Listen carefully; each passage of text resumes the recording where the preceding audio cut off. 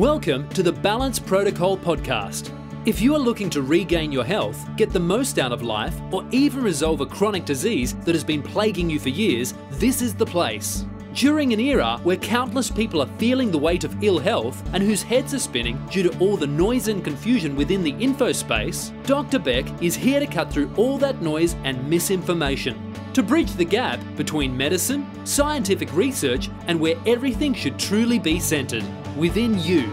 Backed with 2 decades of professional clinical experience, Dr. Beck applies a revolutionary systems biology called functional medicine, utilizing his powerful method called the Balance Protocol. Here, Dr. Beck will educate you on the root causes of disease, motivate you to take solid corrective actions in your life, and inspire you to reach the highest levels of well-being. He knows that at the end of the day, it is you, the patient, who holds the keys to your ultimate health and well-being. It's time for the Balance Protocol with Dr. Anthony G. Beck. Hello, everyone, and welcome to the Balance Protocol podcast. I'm your host, Dr. Anthony G. Beck. And in today's show, we're going to do several things. First of all, we're going to discuss what the differences are in people who take actions towards their well-being versus those who do not. And then we're going to talk about how we are at any given point in our life can have tremendous impact on us. Then we're going to talk about what the 2 types of change are that we have to make in our lives and to how to make our lives more meaningful. Then I'm going to teach you where you need to find those answers for what you truly need. And then lastly, I'm going to show you how applying the principles and the methods in the Balance Protocol in your life can teach you how to obtain the highest levels of well-being designed especially for you. When I was a young college student back at Old Dominion University and first became a personal trainer, I was focused on developing health and fitness programs for athletes and later everyday common folk like you and me. And while doing this for years, I saw quite distinctly that there were different patterns in those segments. And what I observed was that some have the ability to learn something quicker and easier and rise to higher levels of health than others do. So I asked myself, what was this innate trait, or could it be developed that people were able to do that growth at a more sequentially higher level than others? And what was it that caused this distinction? Now, looking back, this is what set the stage for developing my program called the Balance Protocol. And I look back and I can never find a point when I didn't have this penchant for recognizing patterns. To be honest, I have this thing about counting things. Weird little story is kind of like, when those stars are flying in the movie at the start of a Paramount Pictures film, and then they gently touch the water lake in front of this big mountain. I always had to count them. There's 22 of them, by the way. A wee bit obsessive compulsive, I know, but I have to embrace some of the little funny isms that I have and learn to ask questions of why would I do that? Well, it was really about pattern and trying to see how quickly I could get a grasp of something that was creating this particular pattern flow. Anyhow, but I've learned to really harness that in a great way and really look at things from a pattern recognition point of view. So yeah, intuitively, I knew the ability to recognize why and how people make choices could be developed, and over my years of research, science has now actually shown that. Health and disease propensity is about 20% innate body type and genetics and so forth, but about 80% of what we see manifest as what we call disease is basically the ability to make lifestyle choices, how we learn, and how to rise to higher levels. Now, this confirmed what I knew innately to be true. I saw that in reality, it came into play with those who were athletic performers, that they could be developed through certain specific qualities such as developing more strength, coordination, flexibility, rhythm, timing, and balance. And these came from training protocols guided by experienced and knowledgeable mentors. We speak of these things in sports and athletics, but all of these can be expressed in well-being and nutrition as well. Someone who develops these fundamental qualities can learn faster and easier and rise to higher levels. But if only they could recognize their pattern and systematically process what they needed to do to make powerful changes in their lives would really make a difference. And my theories certainly bared out well over practice, and I train lots of athletes and bodybuilders and so forth. However, I realized being able to train them to do somersaults and handstands, lift this huge amount of weight, rip through running the 40, or placing in the top segment of a marathon had its limits. Some were limited by their genetics, but again, that's only 20%, remember? And the vast majority is modifiable. It's 80%. Matter of fact, with my own personal case, training my body couldn't help me specifically when I went out on a date or when I got married, when I had children or dealt with financial challenges, career decisions, and those type of issues of everyday life. I needed more in the realms of how to obtain and maintain a healthful mindset, how to empower my way of thinking. So the question became apparent to me, how can we mediate our choices in certain times of our lives? That's when I began to ask the bigger questions. How can we develop skills and performance, not just for sports or music or whatever else we do, but for living for those moments, those challenges of everyday life, our relationships, finances, decision-making, and understanding life's bigger picture? How can we as humans develop a talent for living and for the changes of life, not just sports? Because after all, if you really think about it, where we are in any given point in our lives has fantastic impact on how we move our bodies, select the foods that we put in our mouths, and how much downtime we allow or are forced to actually take. Now, that's a bit of my story, but let's take a moment and acknowledge your story to understand where your 20% versus 80% comes from. We have to talk about your unique value. You see, you are a treasure because no story on the planet is your story or is exactly like yours.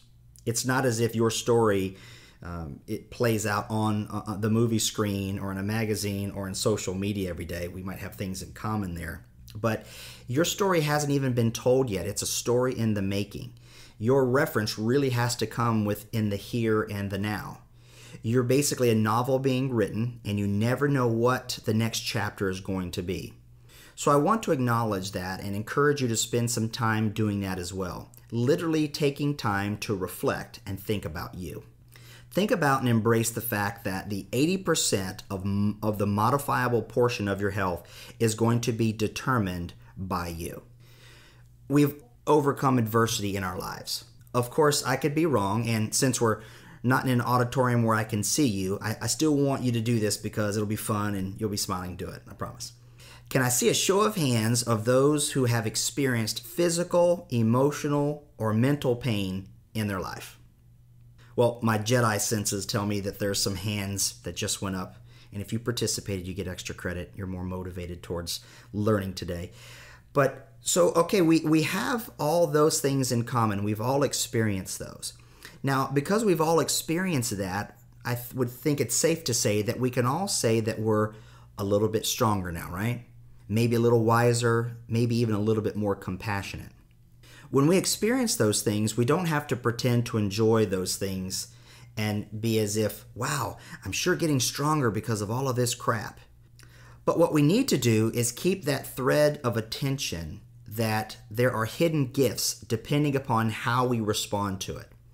Keep in mind, your journey in regaining health, maintaining health, or even resolving a chronic disease applies here as well. For me, this understanding has set me on a quest for many years. Well, it's been actually more than 2 decades now, but I sought to inquire of the best sources I could to find the answers. Now, let me say this. I've always been uncomfortable with the term spiritual. This is because, unfortunately, in today's society, it's become quite bastardized. Its definition to one person will not be that of another. So many are afraid to confirm themselves under a banner of religion, so they will oftentimes say things like, I'm not religious, but I am spiritual. Even with that, when someone hears someone state that they're spiritual, people often think, oh, one of those. Well, How I see it is that we all can think of it a little like it's the whole graded into some of the parts in life's bigger picture. Now that's how I define it from the conventional, basically being a glimpse of the us at a place and time where we surpass all the woes. And that life is really okay no matter how it seems right now, and then the recognition of now. Wherever we step, the path appears beneath our feet, kind of a thing. So that's giving a flavor for where I personally am now and what I teach in the realm of well-being. Being able to keep our head in the clouds, but our feet on the ground at the same time. So then we would ask, how is it that we can seek to live in balance while catalyzing change? How can we have knowledge of our set 20% and maximize the change of the other 80%? Let's be realistic. When things are going great in our lives and we have all had those moments or periods like that, we don't want change. We want more of this good stuff, the stuff we feel we deserved. At those points, we want everything to stay right where it is, don't we? But it doesn't. Life changes and seems to force change all the time. So when we do see adversity in our lives, we then embrace change.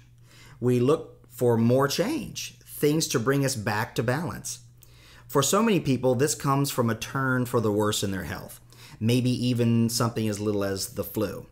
For others, it comes after we watch that proverbial warning light go off on the dashboard and we just ignored it until finally our engine breaks and they're in something and we're forced to attend to it now. We sit there in our weakened state and re-examine our lives. We all, should relate to that. You know what I mean. Because when you don't have your health and you're sick, your mind goes to such places. We begin to look at our lives and see if we can make some changes. This is why I feel the Balance Protocol is so powerful of a framework to serve as your toolbox when it's time to embrace change. Now, there are two types of change: internal changes and external changes. External changes being things brought about by political activism, changing technology, and things like that. This great tradition of changing the world and improving the world around us. Examples are like some of my favorites: Thomas Jefferson, Frederick Douglass, Nikola Tesla, Nelson Mandela, Steve Jobs, just to name a few. There's also internal change, that tradition of personal growth, physiological as well as spiritual. That mechanism that people say, you know that the greatest change I can make is in myself, and then I can bring change into the world. Now, for some people, there is a contradiction between those two sorts of change, this internal and external. They say, I don't want to be all self-centered and all about me. I want to be more politically active in the world. Basically feeling a level of guilt that tells them they need to work on external change. So for me, I reflected countless days on this particular struggle that we can oftentimes have in our mind. Turning a very strong self-introspective view on myself was necessary for me to kind of understand that struggle. And often when we do that, we start to feel guilty because we're doing all this work on ourselves and question, why don't we do this for others or those who may be less fortunate, hungry, and so forth? Of course, if you want to help people, do what your heart tells you to do. However, don't neglect the work on yourself, because that is what is going to give you the clarity, the courage to know how to exert the right leverage at the right time, at the right place to bring about the change you want to gift to the world. So it's not about either or, it's about both, outward and inward. Because after all, you are worthless to either sort of change if you are not a bearer of well-being. People used to say, well, at least you have your health. Well, what if you don't have your health? You will be sabotaging your ability to do either. So if we want to work on ourselves, where do we exert the right leverage? What is that comprised of? Some people focus on fixing their inside. This is really popular in the metaphysical and self-help movements. How to change your thoughts, how to think more positively, and so on. So some work with the mind and the emotions to have just the right emotion at any time to make a change in the world. The emphasis I bring to it can best be described or explained with two fundamental approaches to change, or to do what has to be done. Now, the first approach is very popular. It goes something like this. You first need to quiet your mind so you can create empowering beliefs. So you can then raise your self-esteem, so you can practice positive self-talk. So you can then find your focus and affirm your power to free your emotions and visualize positive outcomes. So you can then find the courage to generate the confidence, to make the determination, to form the commitment, to feel sufficiently motivated to do whatever it is you need to do. Whew. That's a big mouthful, but sounds good though, huh? Well, now that's one approach, and I recommend the other approach, which is to just do it. Life always comes down to that. Whether it takes a few days, weeks, months, or years, the question always remains before us: what will you do now in response to your circumstance? What action will you take? Because it seems to me that we have to look more closely at what we have control over and what we don't have control over. Can we control our thoughts that we have in our mind? Can we change those? Let me ask you, how many of you ever read a book about positive thinking? And then now, how many of you have only had positive thoughts after reading those books? So maybe if you read it twice, highlighted all the good stuff, and did all the exercises, you would be like, maybe I too would have more positive thoughts. Well, we don't often have control over thoughts that arise in our heads. We don't have a spam filter in there. A ton of junk mail comes through, and that's perfectly natural and part of life. Sometimes they're peaceful, sometimes they're negative, and I'm okay with it because I recognize that. The key is where to send those thoughts, to the trash bin or to an organized folder. If you ever want to become obsessed about something, try really hard not to have a given thought about something all day. Isn't it interesting that things we worry about, and just keep that trash on the front door, and it's going to get more stinky the longer it stays there.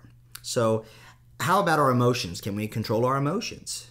If we could just will ourselves to not feel a certain way in any given moment, then most self-help books would be a page long. They'd say something like, I recommend that you feel happy the rest of your life. Thank you for reading.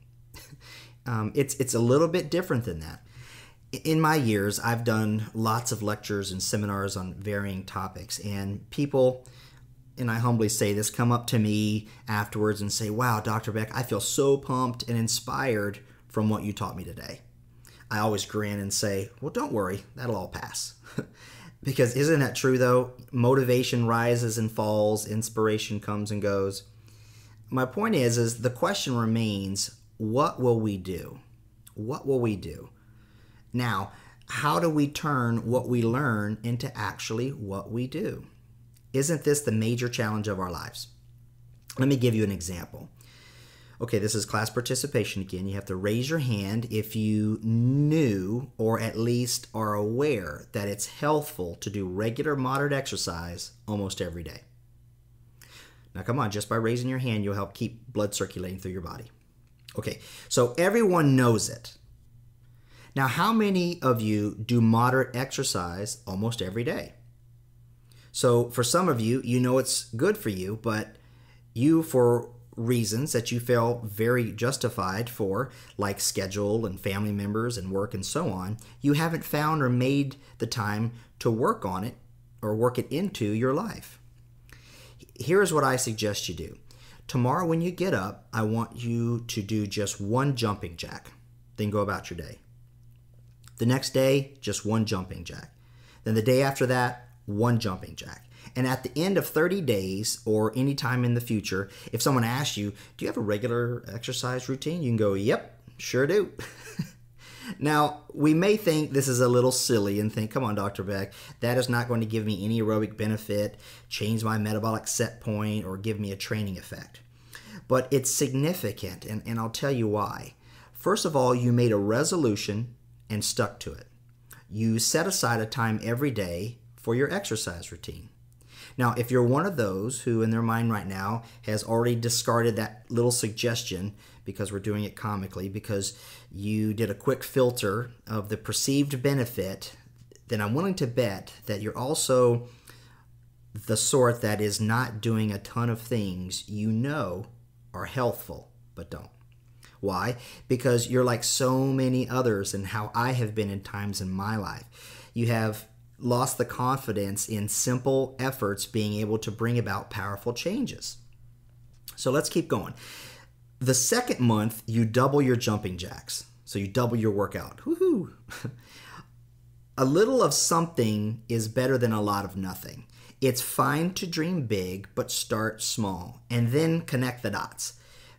Life can feel overwhelming when we're thinking about the past and the future. I want you to remember something. The lesson is simple. The student is complicated. By focusing less on trying to have just the right thoughts, just the right feeling, or the positive thoughts, if we focus more on what we actually have control over, such as how we move our bodies, what we spoon into our mouths, it truly will simplify our lives. Ever wake up and think, oh my goodness, there are 100 things I have to do today? Well, there's only one thing that you have to do. Open your eyes and then sit up. Well, unless you sleep sitting up. Then you put your feet on the floor, just one thing at a time. You know, my life is very busy, but I keep it simple because I know I can do one thing at a time. Be in the here and the now. Breathe and relax. You know, Mark Twain said, I have many troubles in my life, many of which never happened. And we laugh because there's some truth there. The light bulb needs to come on and know that most problems we feel we're experiencing are self-created. Things about our past and future, regrets, anxieties. The fact is that really they only exist in our minds, only as we define them and allow them to falsely be presented. Life comes at us in waves of change, and the great news is that we can become better surfers, and we can control the quality of our moments, and the quality of our moments becomes the quality of our lives. The quality of what we feed our minds becomes the quality of our thoughts. The quality of what we feed our body becomes the quality of our cells. Look, I realize that this can present a challenge, especially in the world that we live today, at what I say is living at the speed of life. And so learning to tie our shoes was difficult. But once we could do it from that time forward. We could even do it in the dark. It's not about necessarily fighting, but about standing up inside of ourselves and tackling the issues of daily life, including health and our physical wellness, which together is what I refer to as our well-being, okay? I understand that I make it sound simple, and you may think it's really not, but guess what? It is. It's only when we do what I just talked about. We are the ones who falsely make things complicated. It's like when Morpheus says in The Matrix to Neo, "Stop hitting me and hit me." The reason Neo couldn't hit him is because he was overthinking it, assigning it as a difficulty solely because he had not convinced himself that he was capable. I've been guilty of this many, many times in my life. He was the source of his own self-limiting. So how do we, in a soundbite world, in a quick fix world, communicate to others and take time for ourselves to do the deep introspective work necessary to live in balance? Well, the Balance Protocol enables you to do that. It gives you a simple framework. This is because we only live in any type of reality because we relegate ourselves to it. One of the primary tenets that I teach is that you are a category of one, that living is a school. Daily life is our classroom, and that lessons repeat themselves until we learn them. We are here to learn life's lessons. If we're being held back in school, it's because we're not applying ourselves to it, and we're not sufficiently understanding the foundational principles before trying to move on to bigger changes. if you're doing all this trying to get healthier, trying to lose weight, putting all this effort into these popular diets and keep coming up short, I say it's because you're not mediating the change that we have full control over. And we do that because we haven't realized how to define and recognize that which we have control over. That, my friends, will only come from living in balance, being in the present moment, seeing the things we miss when our minds are not still. We're here to learn, and we're guaranteed to learn everything we really need from what we encounter in daily life. How many of us, for example, have seen aspects of ourselves we're not too crazy about through a relationship difficulty? I've had this happen to me. I lost a best friend of mine, Tim, because I was not able to realize the negative impact that where I was disorganized in my life would have an impact on him. And I really respect the fact that he had the guts, the clarity to say, Anthony, I love you, but right now you're toxic in my life. And that's a very difficult pill to swallow, but I take ownership for this. And when that happened years ago, it taught me a very valuable lesson of self-admittance and being able to realize where I was in a moment. And see, relationships teach us a lot about ourselves, but so does taking on the voluntary adversity of doing a sport or training in physical ways or engaging in the world of business or even raising children. All those things are forms of voluntary adversity in which we become wiser and stronger. There's no secret or technique. We're all learning. We're all gaining insight into ourselves in a more realistic way. Breaking through self-image to who we really are, seeing our shadow side, if you will, those parts of ourselves that we don't often recognize. By the way, I should probably mention one other primary fundamental tenet of this approach to living I call the Balance Protocol, and that there's no best diet, book, path, form of exercise, or anything else. There's only the best for each of us at a given time of our life. So we have to recognize that life is an experiment. You have to find out what works best for you. You should always be encouraged to seek that which works for you. To hell with what quote-unquote science says. Science is like that they or everyone else we always tried to leverage on our parents. Remember that?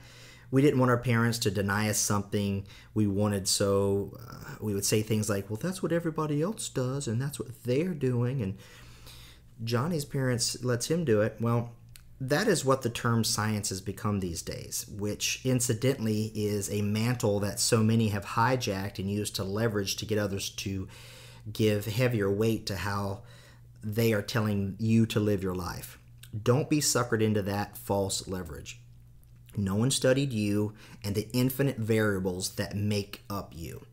So just like I do, they can only and should only provide suggestions of options and navigation. Methods of using a framework in navigating your journey on the map of life. You see, life is a constant negotiation. We don't get what we deserve.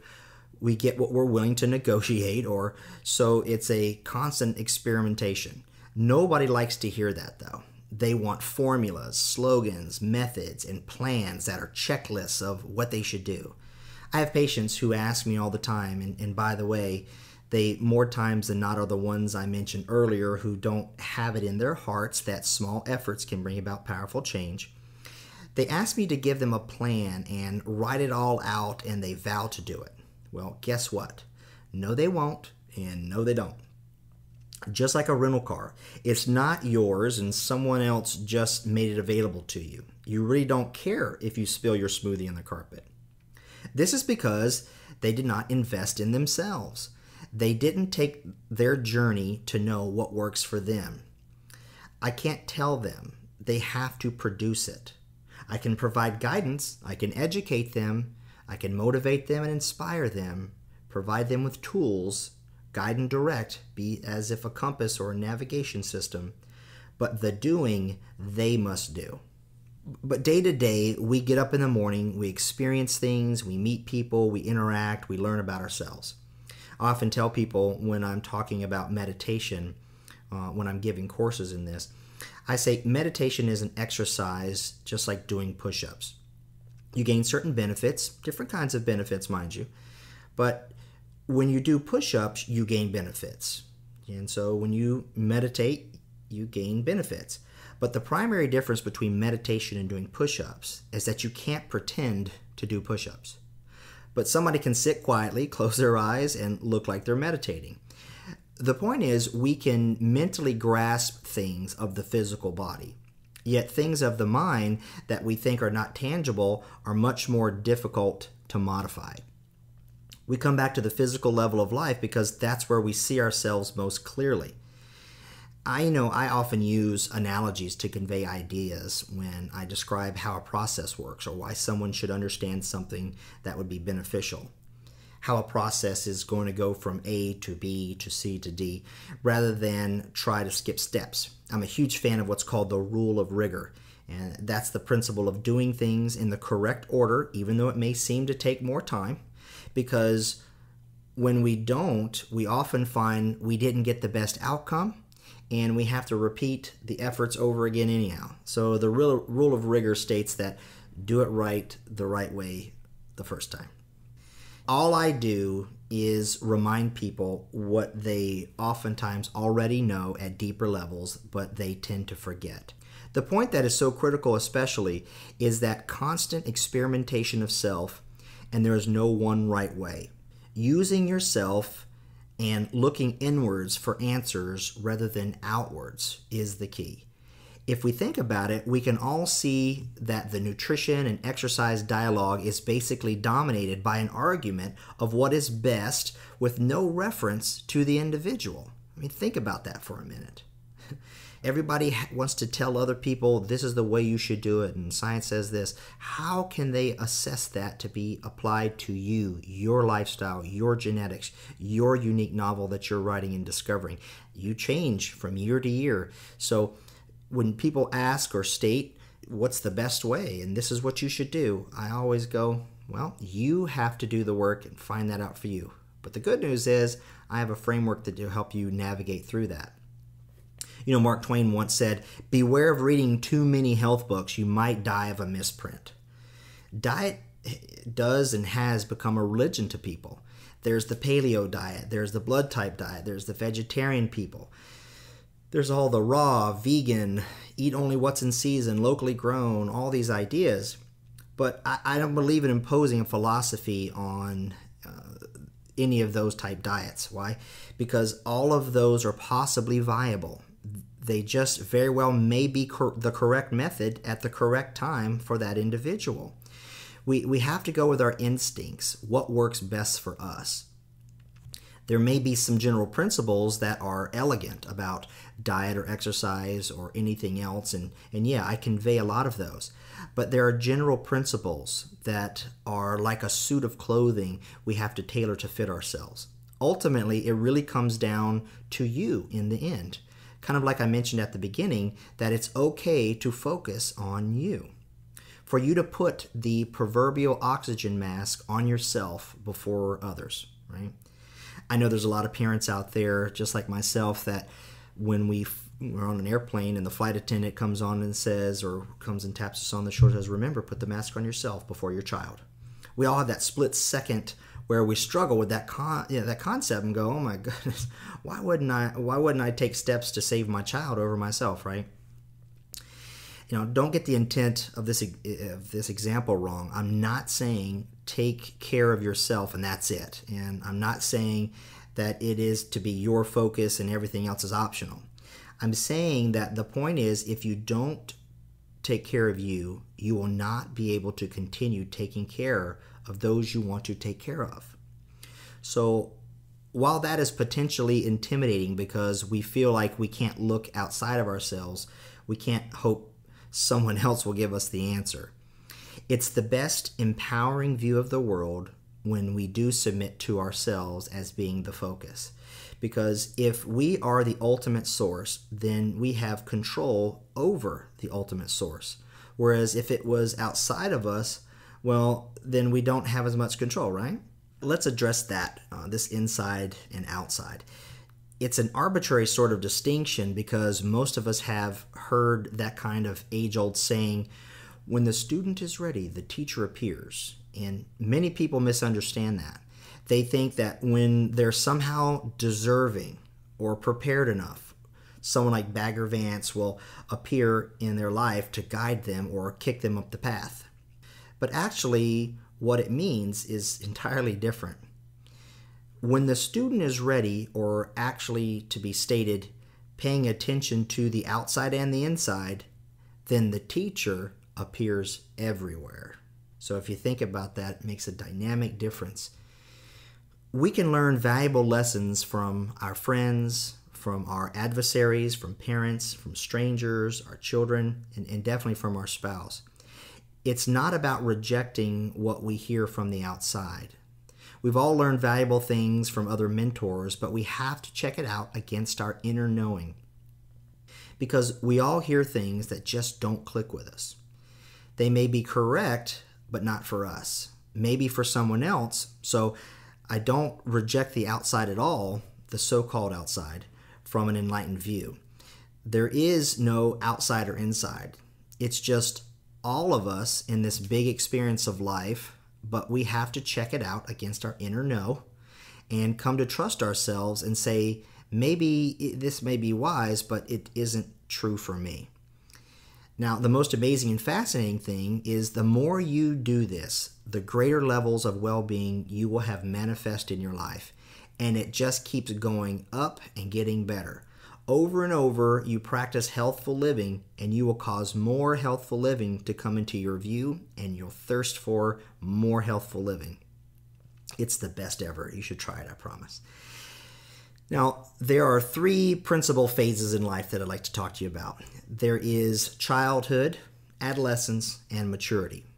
And there are people interested in spiritual and personal growth who still have a childlike need, and they need a parent figure, so they look to a guru.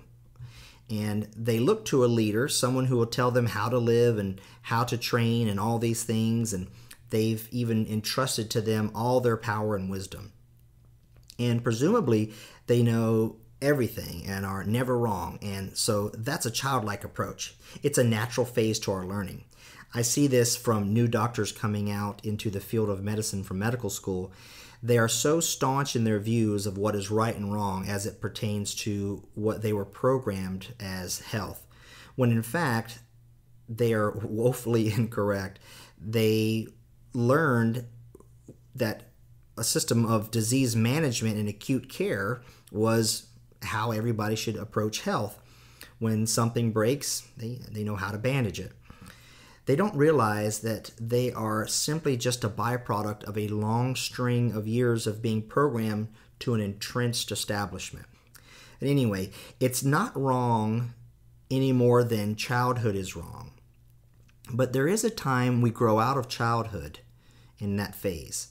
We become adolescents, where we reject everything from the outside and we go, these fakes, they're charlatans, they don't know what they're talking about, I know what's best for me, my parents are crazy, that kind of fun stuff. I know what's right. I know because I just had a season in my life that convinced me that I am. And that's a phase that we go through. And on a quick note, you can always spot these people at this particular level or being in adolescence, if you will, because they claim that quote-unquote science mantle I spoke of earlier. They love to say words like pseudoscience, tin hat, quack, snake oil. They do that because they know their own position is so weak that it can't withstand debate. They have that fortified posture of, I'm a teenager and I'm grown now and I know what the world is around me. And just like teenagers, you can't tell them anything. But then reality sets in as we get out into the lone and dreary world. We find ourselves going, I didn't see this in school. So then we get the little bug of adolescent rebellion that we self-infect because it's our protection mechanism is basically it. And it's a necessary phase to throw off all the things that we've heard and learned to find out from the inside where we're going. But finally we reach a mature stage in life where we take wisdom wherever we find it. But we always check it out again against our own instincts and find out what fits us. I hope this makes sense. We progress along a maturity continuum. It seems like we just go from left to right on the continuum, but the farther right we are, the more we start to see things as both rather than either. We begin to embrace the shades of gray. And of course, this is where balance is found, both in physics and in life, in the center, in that point of balance. Being able to see completely from a vantage point of both sides, where we've been and where we're going. Intelligence has been defined as the ability to hold two apparently contradictory ideas or paradox in one's mind at the same time. Even Carl Sagan, the famous scientist, says that this is basically the litmus test to indicate a great scientist from all the run-of-the-mill ones. Because think about it, there are many contradictions. We're told birds of a feather flock together, but opposites attract. We're told he who hesitates is lost, but look before you leap. So in other words, there's wisdom all around that seems to contradict itself, and we have to apply it in the moment. What is truest and works best for us is what we need to determine. So it's not the burden of looking inside or sitting there focusing on our breathing and going, where's wisdom? Where can I find the answers? The answers are out there. We can read good books, we can attend seminars, we can live the Balance Protocol. But again, it has to resonate with us and fit us. Remember what I said earlier about sometimes we engage in physical things like sports. And I gave the example of push-ups because you can't fake push-ups. And in areas like sport, where the rules are so clear, we can get feedback and interact with the system more obviously. Well, I want you to feel encouraged when it comes to eating and exercise and rest, because while some of us may not be athletes or want to engage in athletics, when it comes to eating and exercise, those are very physical actions. They are very visceral actions, and whether or not something is empowering us or not is quite clear. But a very common thing that seems like so often we get exposed to is things we do, or that rather we're told to do to improve our health, makes us feel terrible. The most common example is people who just starve themselves, right? They are just going to stop eating, or I'm going to start skipping meals and eat 100-calorie snack packs because it's going to help me lose fat. But you feel unhealthy, you feel terrible. How can we turn inward and avoid being poisoned by approaches like that? This is tricky because there are certain approaches to health that some people explore, and there are some that I educate patients on that can present a challenge of feeling good while doing something that is supposed to make them feel good. The answer there is a balance, and that balance understanding is that one does not have to adjust to the endpoint method or technique. They can build up within it. Let's use fasting or detoxification for example. When I first started out, I learned fasting and I tried it and I had no problem at all until about 3 o'clock in the afternoon when my circadian rhythm of cortisol was on its low end. We've all experienced that. And I got to feeling starving and I got a headache and I got really grumpy. But I was somehow able to get through it. I went to sleep about 10 o'clock and the next morning I ate. So I fasted for 1 day, then I tried for 3 days, and then I tried for 5 days, and then I fasted for 7 days. It was an interesting area of experimentation, and I learned how my body responded. And for me, it was interesting because some of the things it did for me was it caused me to really master mindful eating and the appreciation of the moment of actually what I was putting into my body. And I really enjoy food at a deeper level because of it. Of course, it did produce some health status changes, both in my skin, my thoughts, my digestive system as well. But hey, there are right times for the right people to fast. Children need to eat. They're growing. It's not good for children to fast. Pregnant and lactating women, they don't need to fast. In fact, fasting is not for everybody. I have patients who might be extremely active or very skinny body type. They don't do well on fasting. So again, it's one of those things you can experiment with or not, but it is a natural to feel a kind of grumpy and detoxifying if you're not used to fasting. Many of us can do a modified fast by eating only raw food like raw vegetables, nuts and seeds, and fruit. That's a modified fast, and some people feel kind of yucky a little while on that as well. Yet it's a cleansing type of process, as they say. That still doesn't mean you need to endure the uncomfortable. You can adjust and progress within it. Some types of fasting are covered in the Balanced Protocol, matter of fact. And for the last several years, I haven't done much fasting. I haven't felt the need to anymore, but I tend to do it once a month, and I go for 24 hours. I eat breakfast, and then I don't eat until breakfast the next day. And not every week. I do it, a day a month. Now, psychologically, it seems to have a benefit for me, but it's not something I teach patients is required to have optimal well-being necessarily. The point is to do it with a balanced understanding of what the intent is.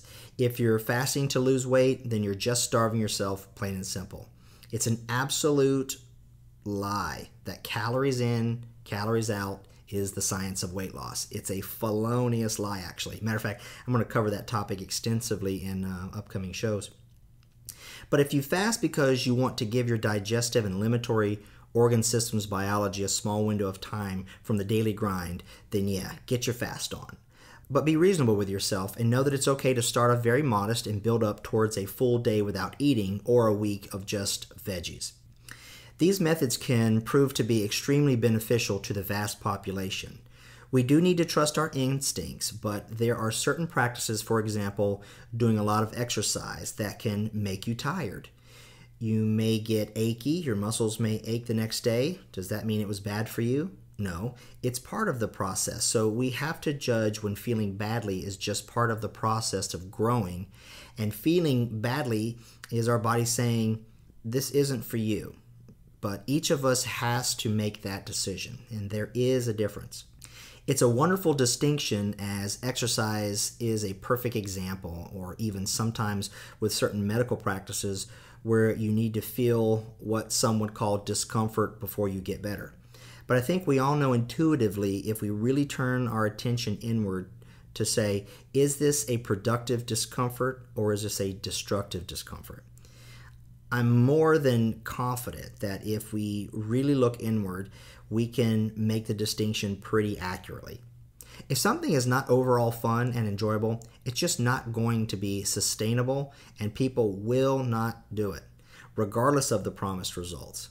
I do think that some real vigilance must be applied, because there are certain misguided coaches or teachers who tell people things like, if you're feeling horrible, you're getting sick, it's really good. It's just, cleaning you out. It's a cleansing reaction. I really encourage you to move away from those people. They haven't learned how to do things in the correct order. They have not learned how to see people as a category of one. And they oftentimes are just regurgitating a method. They're trying to fit you into a particular template. Hence why there are 3 phases of the Balanced Protocol. If you're getting sick, something's out of balance. You have to do things in the correct order. Again, people have different beliefs about that, and I believe in checking out research and then filtering that research through your internal locus of control. And I'm not anti-intellectuals. The scientific method pulled us out of the dark ages of superstition, but science can become a fundamentalist religion of the left brain as well. And I go back to that central tenet of the Balanced Protocol, that you're a category of one. For my science folks out there, it would be understood as N equals 1. For those of you who don't get that, N is the indicator of how many people are in a study. It's okay to have a study of one if it's you and yourself doing it yourself with some guidance. People will try to eat up that example and really debate it because they want to leverage control over an individual. But I'm telling you, if you go internal, you'll be able to really find that the best answers for you reside within you.